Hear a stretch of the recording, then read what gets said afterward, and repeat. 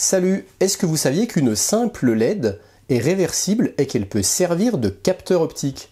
Moi jusqu'à maintenant je ne le savais pas, c'est un abonné de ma chaîne, Corsair Egg, qui me l'a appris, alors un grand merci à lui. Cette LED-ci va fonctionner en mode émetteur et celle-ci va fonctionner en mode récepteur ou capteur.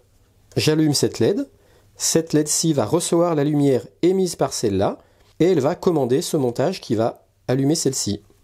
Donc cette LED-là fait bien office de capteur optique.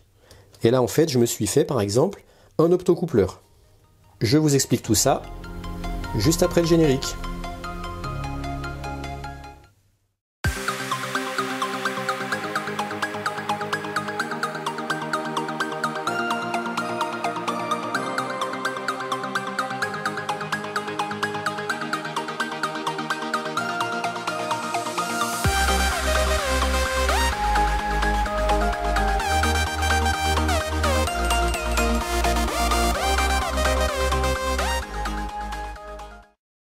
Petit rappel, une LED alimentée et traversée par un courant produit de la lumière.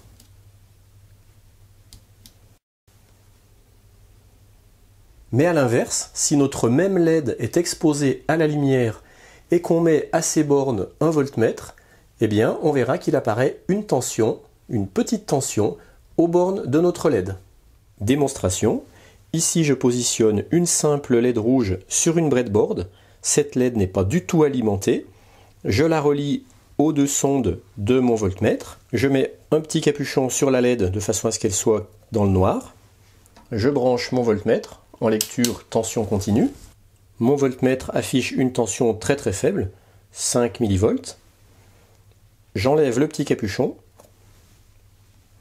Rien qu'avec la lumière ambiante, on voit que la tension aux bornes de la LED est en train de monter. Et puis si j'allume une lampe beaucoup plus puissante, plus près de la LED,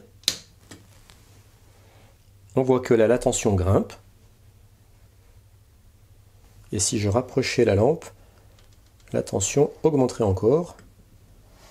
Et on voit qu'à des moments elle atteint presque 1 volt, 0,9 volts. J'éteins la lampe et la tension redescend. Cette LED, si je viens l'insérer comme ça dans un circuit avec deux transistors NPN BC547 montés en Darlington, en effet d'amplification, eh bien quand cette LED recevra de la lumière, ça permettra d'allumer cette LED. Quand cette LED va recevoir de la lumière, ça va créer une petite tension à ses bornes. Cette tension va vouloir faire circuler un tout petit courant à travers la base de ce transistor. Ce transistor va amplifier ce petit courant entre collecteur et émetteur. Et ce courant amplifié, je l'envoie à la base d'un deuxième transistor qui va encore l'amplifier et qui va permettre à cette LED de s'allumer normalement. Démonstration, ici j'ai le même montage sur une breadboard. Ici ma LED qui va servir de capteur. Là la LED qui sera pilotée par le montage avec les deux transistors montés en Darlington. Je mets un petit capuchon sur la LED. Je mets sous tension. Et on voit que la LED bleue, elle reste bien éteinte. Et quand j'enlève le capuchon, la LED commence à s'allumer avec l'éclairage ambiant. Et si je viens mettre une lampe tout près, on voit que la LED bleue s'allume totalement. Et là on voit bien que c'est ma LED rouge qui vient piloter l'éclairage de la LED bleue. Donc la LED rouge elle fait office de capteur optique. Et en prenant maintenant deux breadboards qui ont chacune leur propre alimentation, je me fais un optocoupleur puisque j'ai une réelle isolation galvanique entre les deux montages.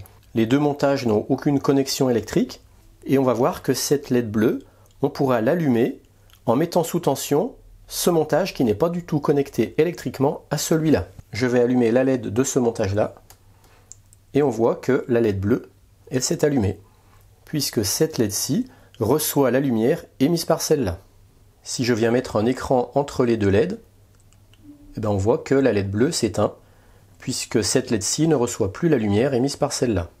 On vient de réaliser ce qu'on appelle un optocoupleur avec donc isolation galvanique, puisque ce montage-ci pilote celui-là sans aucune connexion électrique entre les deux montages. Voilà, maintenant vous saurez qu'une LED peut servir de capteur optique, et puis même dans certains cas, remplacer une photorésistance pour le cas où vous n'auriez pas de photorésistance. Ce qui est bien, c'est qu'en électronique, on en apprend tous les jours, et donc la Tronic Aventure n'est jamais finie. Donc à bientôt pour de futures vidéos. Allez, bye bye!